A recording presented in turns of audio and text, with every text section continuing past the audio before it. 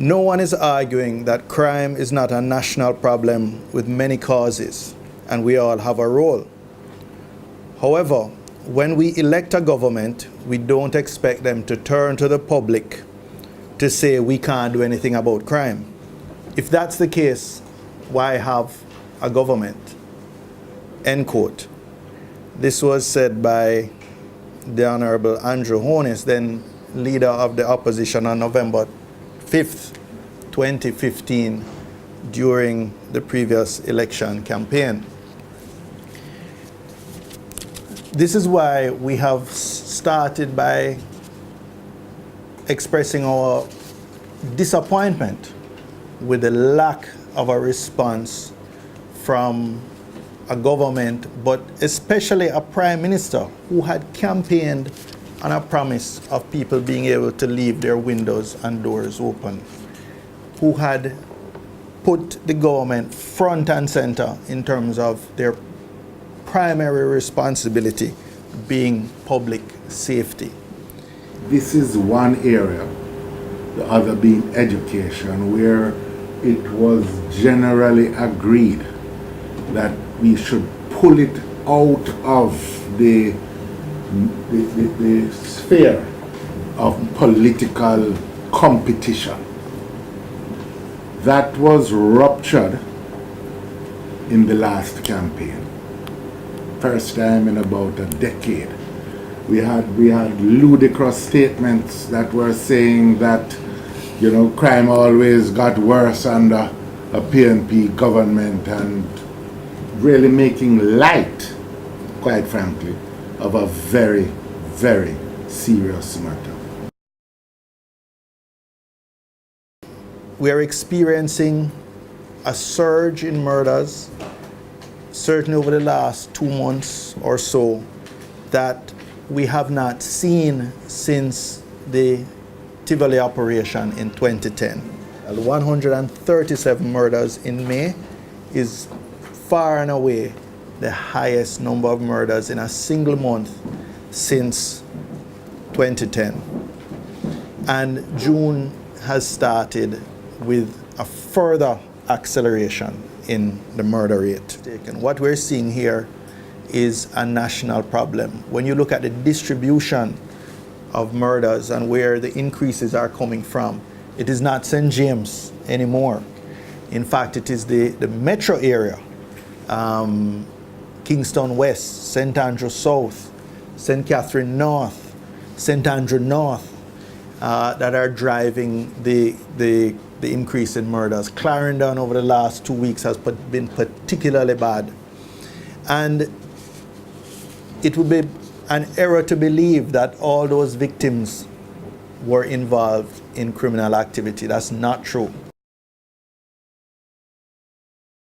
We have been critical in a constructive way that the priorities of the budget are not aligned with the stated policy priorities of the government. We have been critical of the misguided used vehicle policy, which the truth of the matter is the police have not seen the benefit of either new or used vehicles, because they've still not delivered on the 200 contract that was originally supposed to have been delivered in February. Then we got a new date for May, and still out of the 200, we understand only about 30 odd vehicles have been delivered. So the police are being, in a sense, given basket to carry water. They're stretched for resources, and if they're to respond to a surge, they need to, in the short term, have the ability to conduct saturation patrolling in multiple police divisions across Jamaica. You know, you could pass 1,000 pieces of legislation. If you don't provide the resources, it will be of no effect. If you don't build trust in the communities, which the Unite for Change program was intended to do, you won't get the cooperation between people in the communities. That is what is needed. We don't need a legislative agenda which is designed to divert attention away from the fact that there is no workable plan.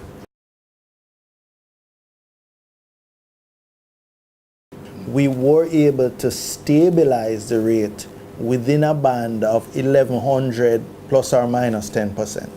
For the 4 years, we got it, and that's where we handed it over. And it didn't just happen by accident. So I would argue that you saw at least a period where we had stabilized it at the lower levels of murders that occurred after the 2010 operation. What we have seen since the change of government is many of those initiatives either abandoned or, in a sense, just given lukewarm support, and we have seen a steady drift, so to speak, and that drift is now becoming a slide, and it needs urgent intervention, or we could very well end up, certainly if we continue at the pace of the last 2 months, we will end up where we were in 2009, which was the highest level in history. What we are seeking is not a conversation between the minister and the opposition spokesman, nor are we seeking a conversation between the PNP and the JLP in this matter. There are other critical stakeholders, including, for example, security experts at our universities, the trade unions, the private sector organization of Jamaica, the Peace Management Initiative and other NGOs who have an interest in this matter, and community organizations. The time is now to stop ignoring this problem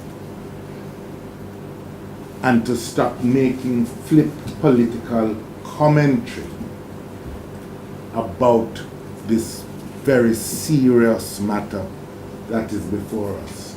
Jamaica is bleeding,